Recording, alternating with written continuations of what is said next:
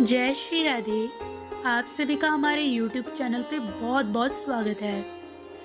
बंधुओं, राम नाम तो आधार है इस जीवन का। राम नाम से जब पत्थर भी तर गए तो हम तो इंसान हैं, तो हमारा कल्याण इस जीवन के रहते क्यों ना होगा। गंगा स्नान करने तो सब जाते हैं, परंतु उससे तन मन दोनों की शुद्धि होती है, यह कहा नहीं जा सकता। परंतु नाम जप में इतना सामर्थ्य है कि अगर कोई व्यक्ति दुख में सुख में हंस के रो के जैसे मर्जी भगवान का नाम ले, उसका कल्याण तो अवश्य होता है। जैसे वाल्मीकि जी किसी समय में डाकू थे, जो कि परिवार का पालन पोषण करने के लिए लूटपाट करते थे। परंतु नारद जी ने उनसे पूछ लिया कि आप ये सब क्यों करते हैं, तो उन्होंने कहा ये सब तो मैं अपने परिवारजनों के लिए करता हूँ। तो नारद जी बोले, क्या इस पाप में भागीदार आपके परिवारजन भी हैं? तो उन्होंने कहा हाँ, क्यों नहीं, उनके लिए ही करता हूँ, तो वो भी भागीदार हुए ना। तो नारद जी बोले कि एक बार अपने परिवारजनों से पूछ लीजिए। घर जाकर उन्होंने अपने परिवारजनों से पूछा, परंतु उन्होंने साफ इनकार कर दिया और बोले, पाप कर्म आप करते हैं, लूटपाट आप करते हैं, तो इसमें हमारा भाग कैसा हुआ। ये सुनकर तो वाल्मीकि जी को वैराग हुआ। उन्होंने इतने दुष्कर्म कर रखे थे कि उनसे तो सीधा सीधा इतना सरल राम नाम भी बोला ना जाता और उल्टा निकलता, मरा मरा मरा, बस इसी का जप करते रहे। समय के साथ साथ भगवान के दर्शन भी हुए उन्हें, परंतु उनकी नाम निष्ठा इतनी कि उन्होंने राम जन्म से पूर्व ही पूरी रामायण लिख डाली। ऐसा है राम नाम का प्रभाव। ऐसे ही एक बार श्री अवध के सिद्ध संत श्री पंचारसाचार्य जी महाराज के एक शिष्य हैं बाबा श्री रविशंकर शुक्ल जी। शाहनगर के पास कचौरी गांव में उनकी थोड़ी खेती थी। उनके वहाँ एक आदिवासी व्यक्ति खेती की जुताई करने आता था। महाराज जी दोपहर को कुछ मजदूरों के लिए भोजन लेकर आया करते थे। एक दिन जब वह खेत पर गए तो देखा कि बगल के पानी के सरोवर में वह आदिवासी व्यक्ति मछली पकड़ रहा है। महाराज जी उससे कुछ बोले नहीं, बस कहा कि तुम कल से यहाँ आना मत, कहीं और तुम्हारा काम लगवा दूंगा। उसने पूछा, महाराज मुझसे क्या गलती हुई? महाराज बोले कि मैं तुम्हारे लिए अच्छा सात्विक भोजन लाता हूँ, परंतु फिर भी तुम मछली मारते हो। जीव हिंसा का पाप करने वाले को मैं यहाँ नहीं रखता। उसने कहा, महाराज मुझे माफ कर दीजिए, मैं सत्य कहता हूँ, अब कभी भी जीव हिंसा नहीं करूँगा, मुझे यही काम पर आने दीजिए।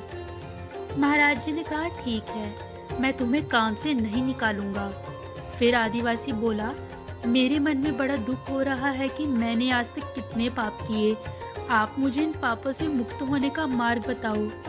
न जाने कितने ही जीव मैंने पकाकर खाए हैं। महाराज जी बोले, तुम केवल सीताराम सीताराम कहा करो, राम नाम में इतनी ताकत है कि वो तो भव से पार करवा देते हैं।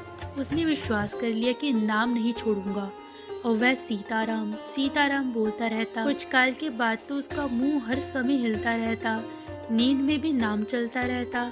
उसके पास माला तो थी नहीं। महाराज को देख देख कर वह भी अपनी उंगली हिलाता रहा। एक दिन उसको स्वप्न में एक संत का दर्शन हुआ। उन्होंने कहा कि तुम सीताराम जपना छोड़ दो, नहीं तो तुम्हें कष्ट होगा। उस व्यक्ति ने महाराज के पास जाकर सब बात बताई। महाराज जी बोले, यदि तुम्हें कष्ट नहीं सहन होता तो तुम नाम छोड़ दो। उसने कहा कि मैं सीताराम जपना नहीं छोड़ सकता, मैंने छोड़ दिया तो मैं मर जाऊंगा।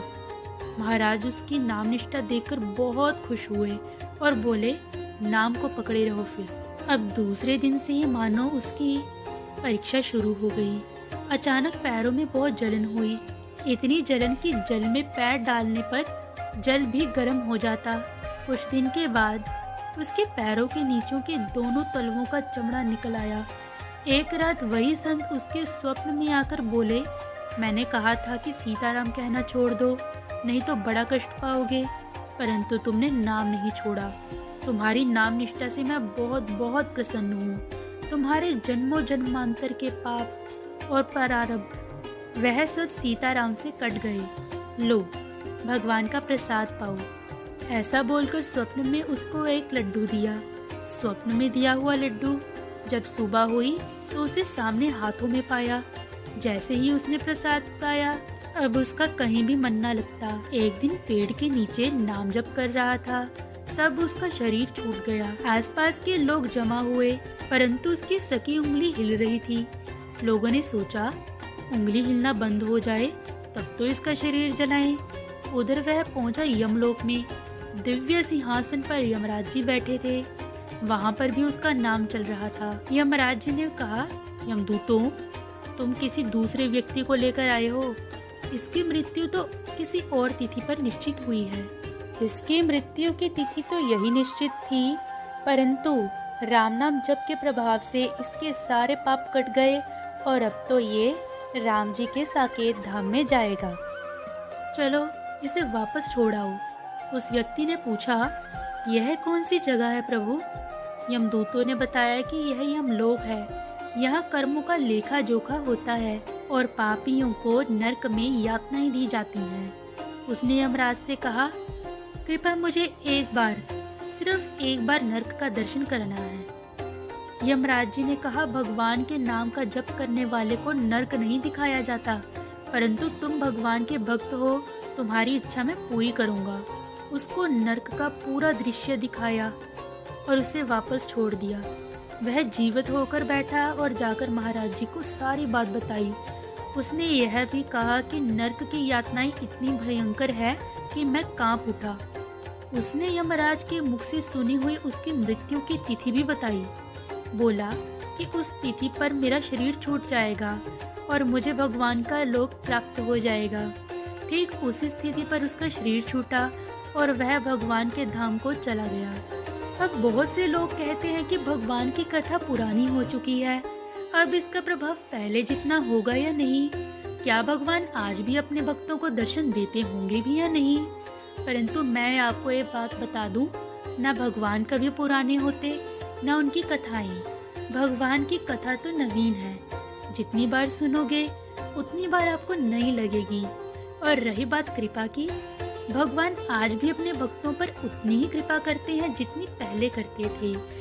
अगर आप भी सच्चे मन से भगवान का नाम लोगे तो देखिएगा, एक ना एक दिन तो भगवान आपको दर्शन जरूर देंगे और इस जीवन के चलते ही आप मुक्त हो जाओगे, केवल और केवल नाम के प्रभाव से। इसलिए आज से ही आप भी पूरे सच्चे मन से भगवान का नाम लेना शुरू कर दें, क्योंकि पता नहीं कब किसकी मृत्यु कब निश्चित हो।